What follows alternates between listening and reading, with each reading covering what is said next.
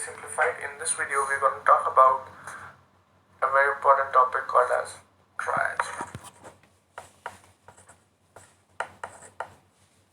So what is triage? Triage is basically grouping of patients. Triage is basically grouping of patients based on their severity of illness and the chances of survival. Based on severity of illness,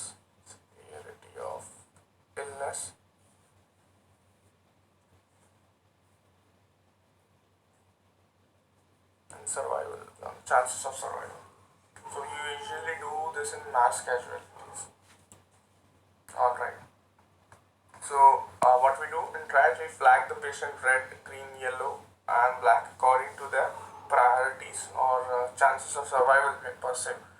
So first are red, that is patient who need immediate medical interventions.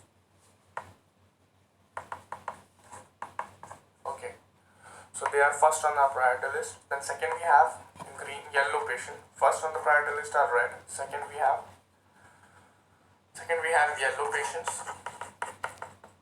These are those patients who require who need to admit in hospital and stabilize, and they can wait for further management or the medical intervention for around 60 to 80 minutes per se. So try this.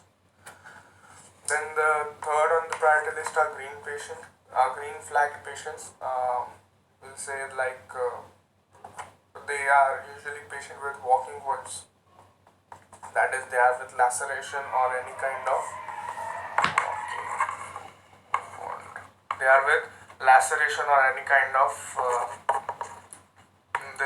there is no need to admit them, and they can wait for further medical management.